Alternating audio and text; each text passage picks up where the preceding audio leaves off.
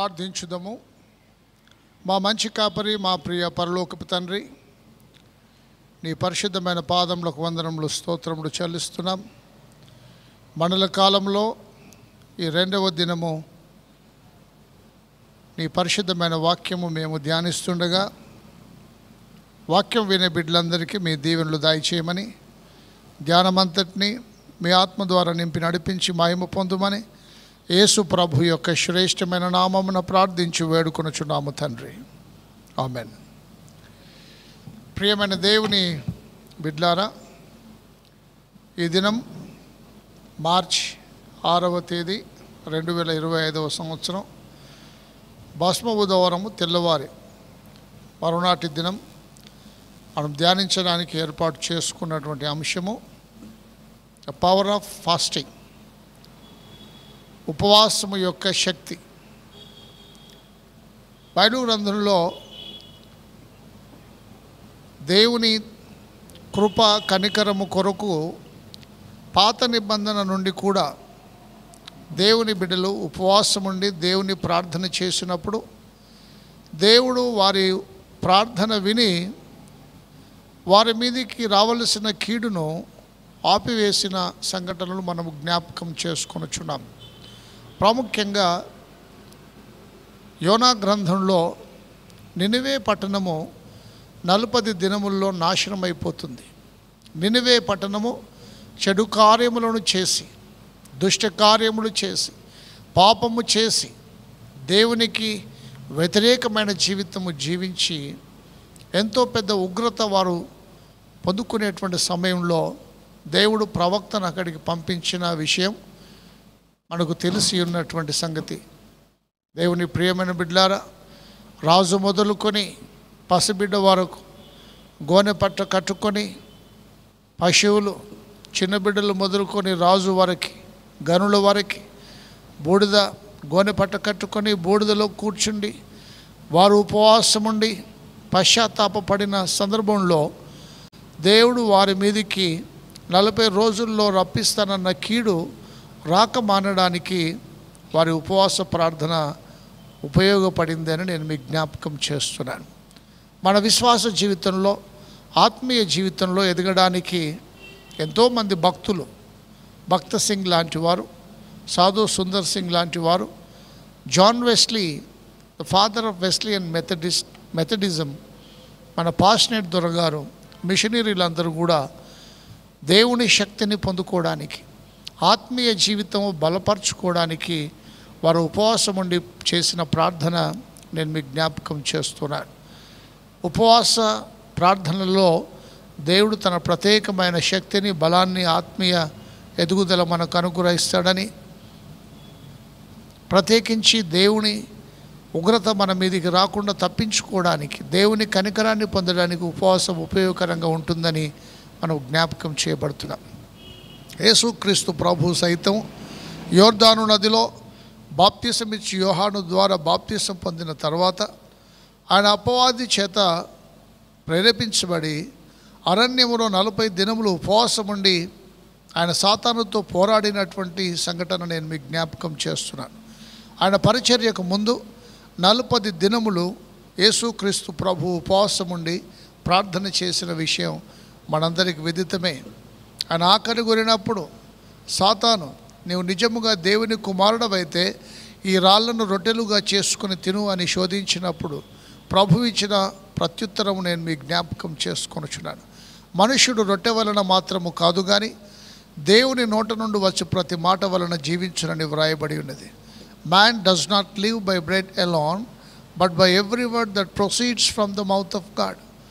ఆహారము కావాలి మనిషికి, కానీ ఆహారము వలన మాత్రమే బ్రతకడు అని, దేవుని యొక్క మాట ద్వారా మనుష్యుడు బ్రతుకుతాడని యేసుక్రీస్తు ప్రభు ఆకలి అనే శోధన, సాతాను శోధన జయించిన ఆయన దీక్షను నేను మీకు జ్ఞాపకం చేసుకొనుచున్నాను. అయితే మనలో చాలామంది ఉపవాసం ఉండినప్పుడు వేషధారుల వల్ల ఉపవాసం ఉంటారని ఆనాటి యూదీయ సమాజాన్ని ఉద్దేశించి యేసుప్రభు మాటలు బైబిల్ గ్రంథంలో మనం చూస్తాం.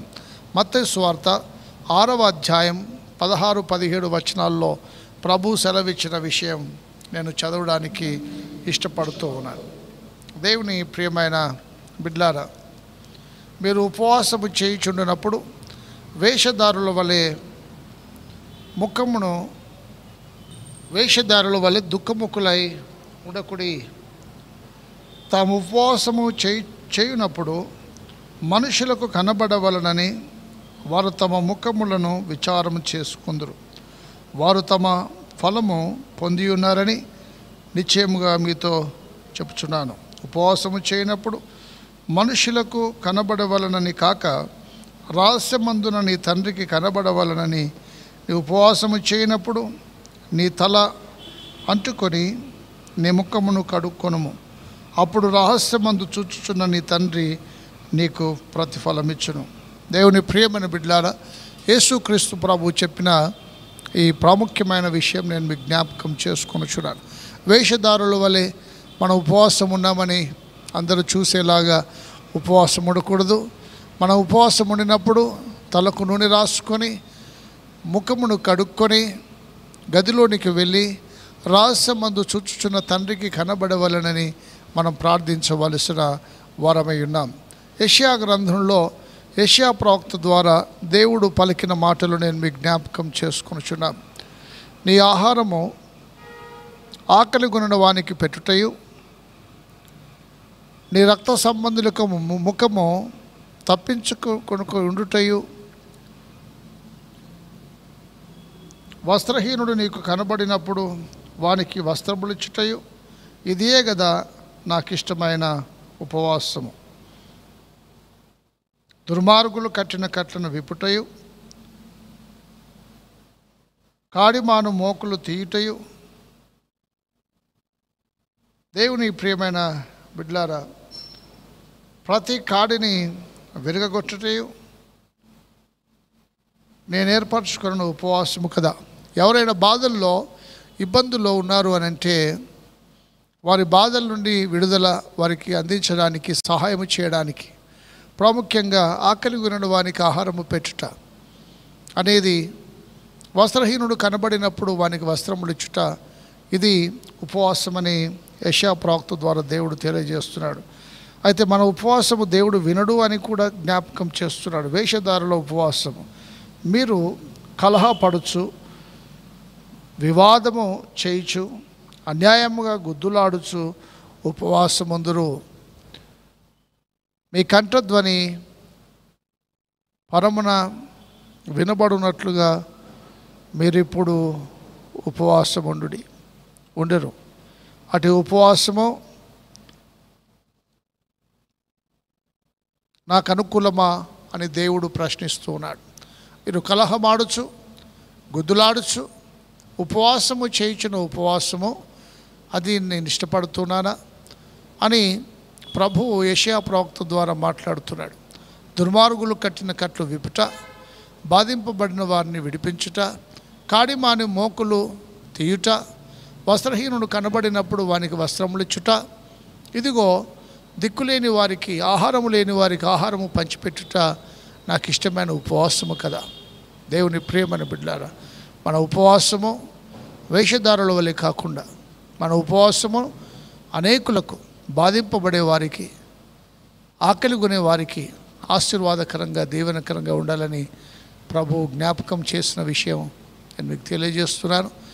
ఈ ఉపవాస దీక్షలో జాగ్రత్తగా మనల్ని మనం పరీక్షించుకొని, మన జీవితాలని సరిచేసుకొని, మనలో ఉన్నటువంటి భేదాభిప్రాయాలు తొలగించి, ఎవరి మీదనైనా మనకు ఆయాసం ఉంటే వాటిని తీసివేసి, మనకెవరి మీదైనా కోపం ఉంటే అది తీసివేసి, మనకెవరి మీదైనా పగ, ఈర్ష్య ఉంటే అది తొలగించి, మనం ఒకరినొకరు క్షమించి, ప్రేమించి, సమాధానముతో ఒకరి కష్టాల్లో ఒకరు ఆదుకొని, ఒకరి బాధల నుండి ఒకరు సహాయం చేసి విడిపించడానికి ప్రయాసపడే ఉపవాసంగా ఉండాలని, మరి విశేషంగా ఉపవాసము అనగా దగ్గర, వాసము అనగా జీవించుట.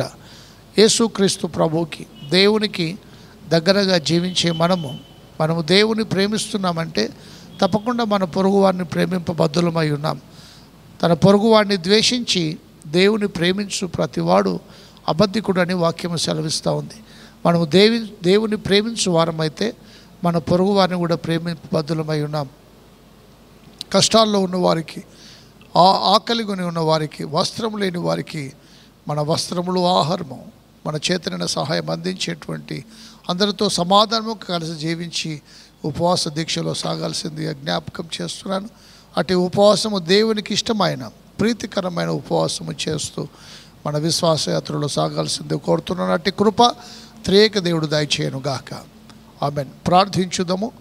మా మంచి కాపరి, మా ప్రియ పరలోకపు తండ్రి, నీ పరిశుద్ధమైన పాదములకు వందనములు, స్తోత్రములు చెల్లిస్తున్నాం.